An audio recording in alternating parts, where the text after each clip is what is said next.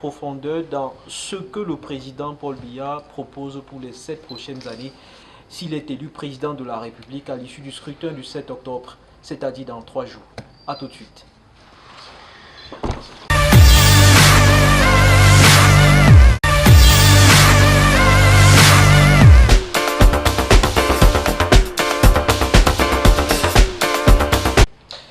Mesdames et messieurs, retour sur le plateau de Tcham Press Club, c'est le 5e acte et nous sommes bien sûr toujours à l'hôtel Teclé Palace Hotel. Nous sommes en compagnie du professeur Anaclet Fomété et du docteur Jacques Bipélé. Ils sont venus sur ce plateau pour défendre le candidat Paul Biya qui, bien entendu, fait partie des 9 concurrents qui s'affrontent le dimanche 7 octobre pour un fauteuil, celui du président de la République du Cameroun, pour la mandature qui va donc démarrer en 2018.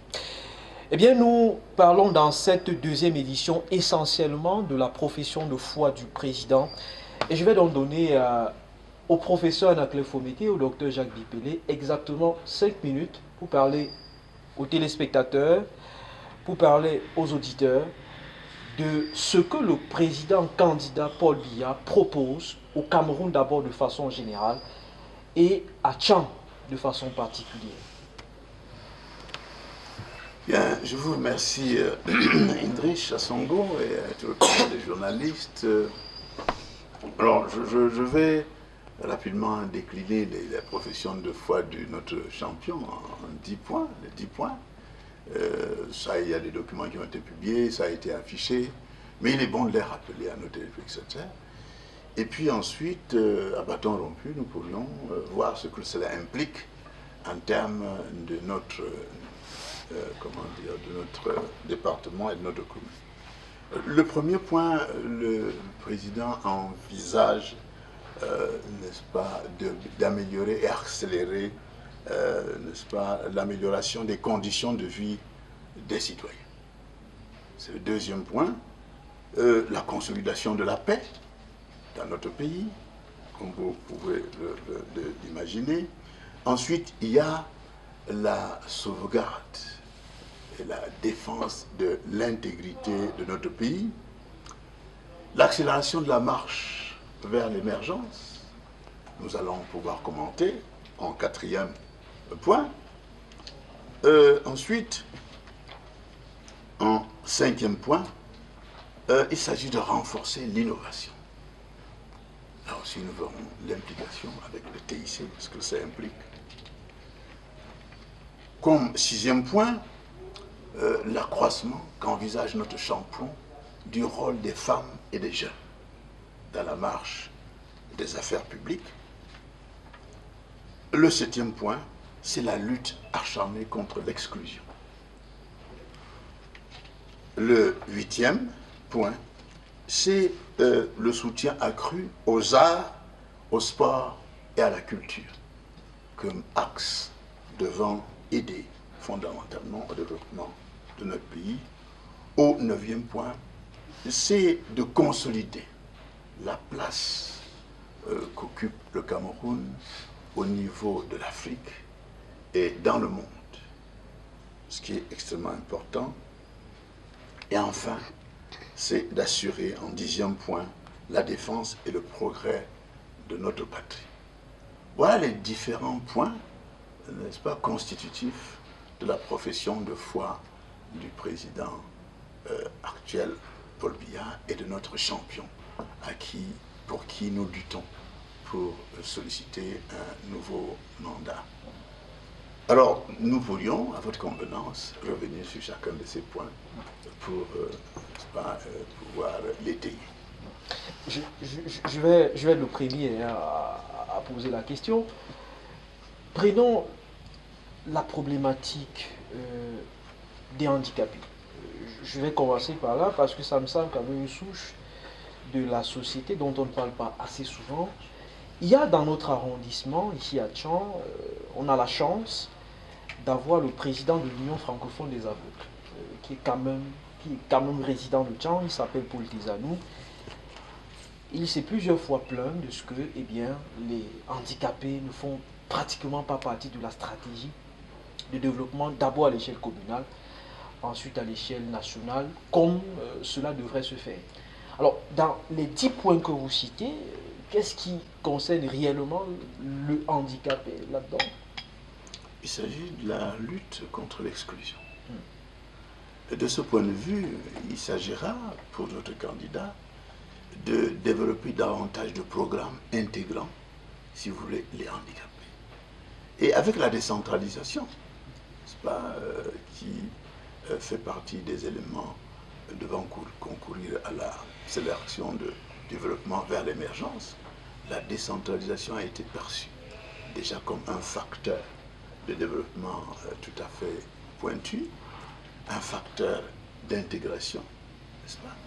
Et dans cette décentralisation, il s'agira de donner davantage et de responsabilités et de moyens aux collectivités territoriales décentralisées pour que ces problèmes soient appréhendés de la meilleure des manières. Alors, comme vous le savez, il y a quand même des textes qui ont été pris par le président Biya, notamment concernant les enfants des personnes handicapées qui ont droit à la gratuité des frais de scolarité dans les institutions, que ce soit secondaire ou supérieure. Naturellement, il fallait à un moment donné un texte d'application, il a été pris. Et de ce point de vue-là, normalement, avec une bonne lecture et une surveillance, car au fond, on a tendance à penser que le président Biya, dans son exercice, dans sa haute fonction, va donner les orientations promptes, n'est-ce pas, des actes qui consacrent les politiques publiques et venir les implémenter lui-même sur le terrain.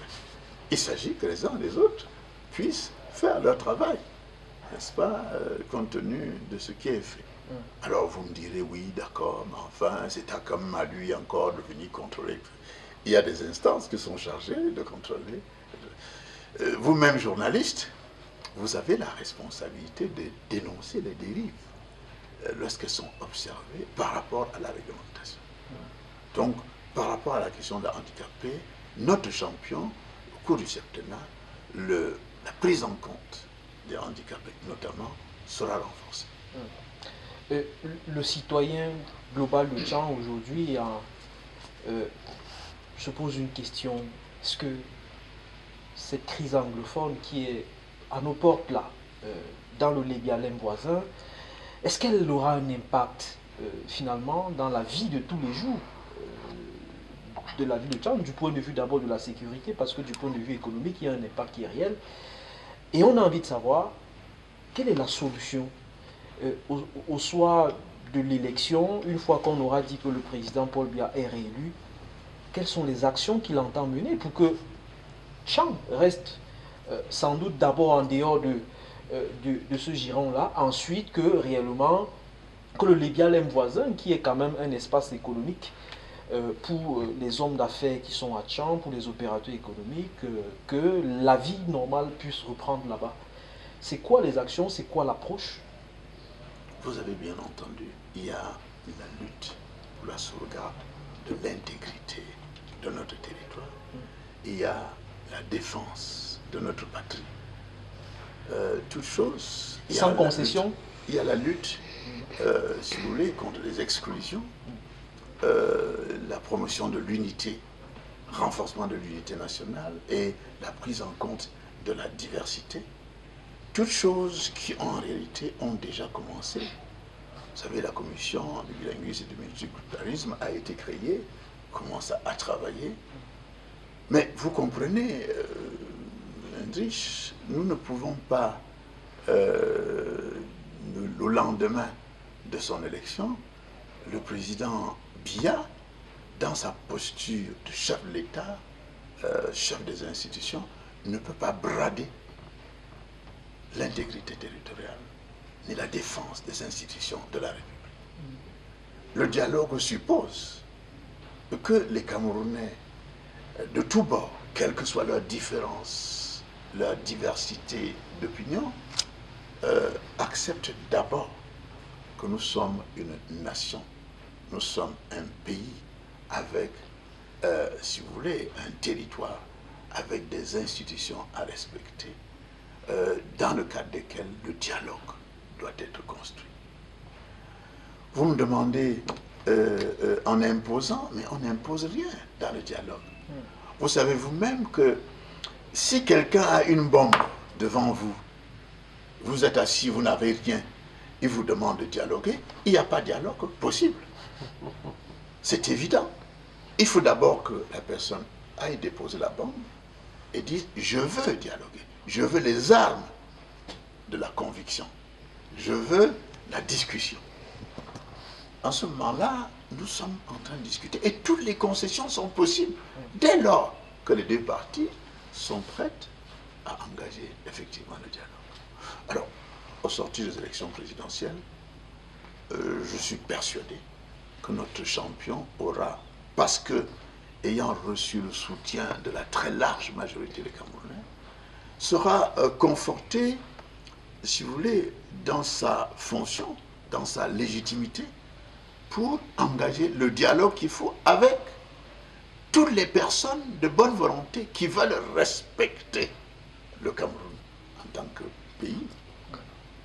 Vous savez vous-même que, et ça je n'apprends rien à personne, vous savez vous-même que la question au jour d'aujourd'hui de, si vous voulez, les sécessions, etc., est une question dans l'esprit et la voix de la plupart des gens qui est une question évacuée, pratiquement évacuée.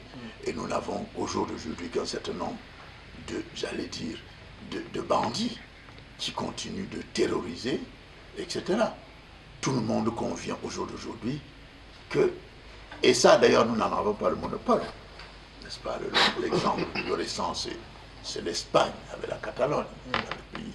Vous avez bien vu comment progressivement le dénouement a été observé, en ce sens qu'on a bien vu que naturellement une concession ne peut être faite si les sécessionnistes n'abandonnent pas leur volonté extrémiste de sécession. De ce point de vue-là... C'est la position du président Biya. Bon, moi j'ai dit, vous me demandez qu'est-ce que j'entrevois. J'entrevois en tant que dépêchiste, n'est-ce pas, ce que notre champion, et je suis dans ce discours, ce n'est pas moi seul. Nous avons tous entendu que le président veut un Cameroun un et indivisible. On peut envisager d'autres choses, on peut envisager de tas de discussions, mais on ne peut pas brader l'intégrité territoriale. Émile Difort de Radio Yemba a une question, j'imagine qu'elle sera en langue anglaise. Yes, perfectly correct, my dear, but I come back to Dr. Bipele. Hundreds of youths look at him as a mentor and as an ideal person. And we see tens and dozens of youths every day at the CPTM hall going for door-to-door campaign.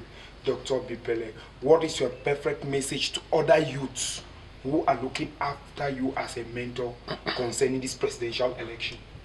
Vous pouvez répondre en français, Dr. Bipele. Merci infiniment. Je voudrais dire qu'en ce qui concerne les jeunes, aujourd'hui, rassemblés derrière le président Paul Biya, je veux leur dire d'aller de l'avant, pour plusieurs raisons. Aller de l'avant parce que le président Paul Biya a montré qu'il était le père de la jeunesse. Le président Paul Biya a montré que le problème de la jeunesse était sa préoccupation primordiale. Moi, j'ai pris ici quelques cas dans le domaine scolaire et même dans le domaine de la professionnalisation des enseignements pour leur permettre de pouvoir trouver, je ne sais pas, de pouvoir trouver une profession qui n'est pas forcément la fonction publique. Et à côté, nous avons vu l'ouverture des concours, des recrutements par-ci, par-là. Donc, en fait, le président Paul Biya se soucie de l'avenir de la jeunesse camerounaise. Et cette jeunesse, dans l'immense majorité, a compris que le président Paul Biya reste et demeure leur champion. Et dans le cadre du département de la Maine-Noire, cette jeunesse va exprimer sa satisfaction le 7 octobre 2018 en votant massivement pour le président Paul Biya. Moi, je vous ai dit qu'au regard des éléments factuels que nous avons sur la main, nous voyons le président Paul Biya être élu le 7 pour plusieurs raisons. Je peux peut-être citer quelques raisons. Première raison, le président Paul Biya est président national du RDPC. Le RDPC, qu'on le veuille ou non, est le parti émergent pour avoir eu le mérite de s'implanter partout dans l'ensemble du territoire à travers ses organes. Au sommet, le comité central, quand on descend, on voit les sections. Après les sections, les sous-sections. Après les sous-sections, les comités de base. Après les comités de base, les cellules. Ça veut dire que pour toute personne qui est honnête, c'est qu'au fond de quel village au Cameroun, quand on dit RDPC, on répond et on voit que le RDPC est fortement représenté. Là, il y a eu donc une sorte d'envahissement même de l'ensemble du territoire national. C'est le premier élément. Le deuxième élément, c'est quoi? C'est qu'on a en face une opposition qui tergiverse. Une opposition qui n'exprime pas le souci des Camerounais, mais une opposition qui veut les intérêts. Attendez, on a lancé le scrutin, c'est Kamto qui veut être président de la République, c'est Akeremona qui veut être président de la République, c'est Cabral Libi qui veut être président de la République, c'est Joshua qui veut être président de la République, c'est Damjoya qui veut être président de la République. Bref, Paul Biya en face de lui. C'est normal, c'est normal, c'est normal. Mais compte aussi les conséquences. Compte les conséquences.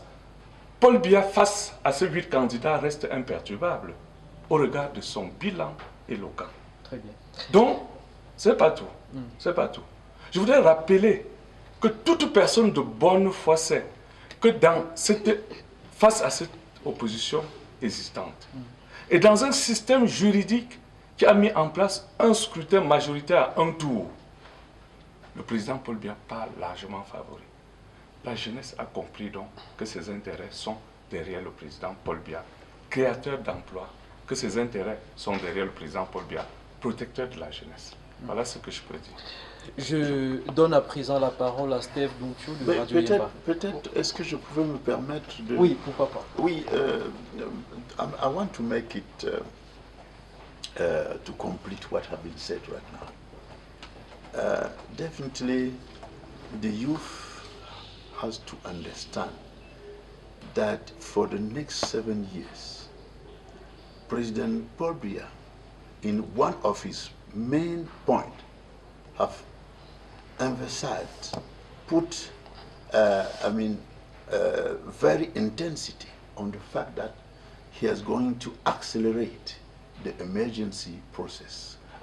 The amelioration of our country, the Cameroon has to be emergent in 2035 by the transformation of the agricultural product locally. The industries have to be built. The innovation have to be implemented with the ICT. And for that, many job opportunities. This is why our president have said this is a septennat of opportunities. Septennat des grandes opportunités. Septennat des grandes opportunités. And we have to take it in very great consideration. The foundations have been built. What next? When the foundation have built, the walls of the house have been built. The roof has started to be built. Let us complete the house so that our country is going to become an emerging country like the others. The youth are very, very interested in hearing this for the next 7 years. Je passe la parole à Steve Dountiou de Radio Yemba. À entendre le docteur Bipele tout à l'heure, la voix des jeunes est quasiment acquise pour le président de la République au soir du 7 octobre. Mais je voudrais revenir sur la problématique du chômage, notamment la jeunesse. Quand on voit beaucoup de jeunes se plaindre aujourd'hui du chômage, on peut quand même se poser des questions.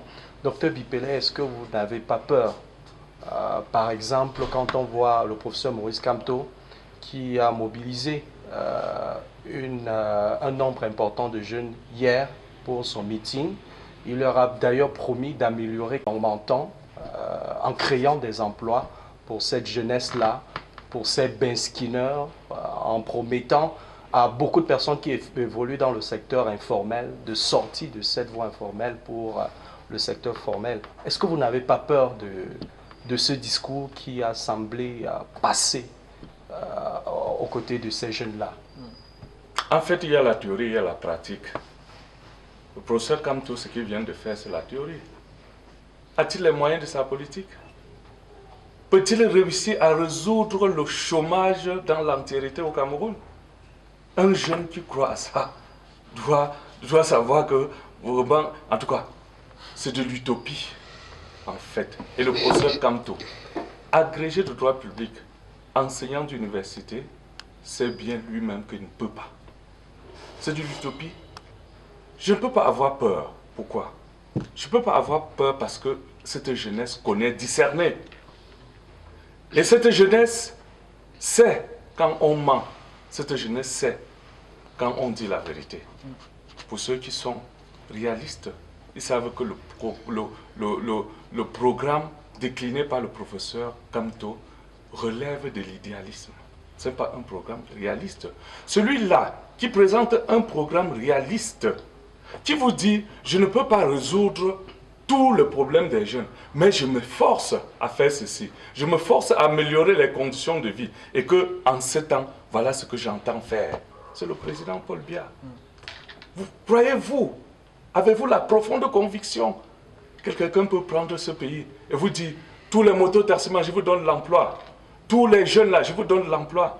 Attendez, monsieur, quand on se retrouve à l'université de Tchang, on se retrouve à près de 30 quelque chose de mille d'étudiants. Hein? Celui-là qui a le niveau le plus bas.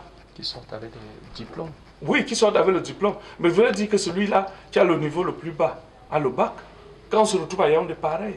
Mais qu'est-ce que le président de la République a fait? Il a estimé qu'on peut.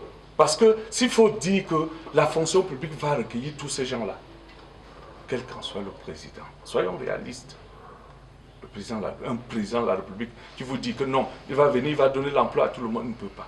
Mais le président de la République a estimé par son génie qu'on peut déjà procéder par la professionnalisation des enseignements pour permettre à beaucoup à faire ce qu'on appelle l'auto-emploi. C'est déjà une grande ligne, c'est déjà une grande portée. Et en attendant, on ouvre encore les portes, que ce soit à la fonction publique, que ce soit dans le cadre des entreprises privées.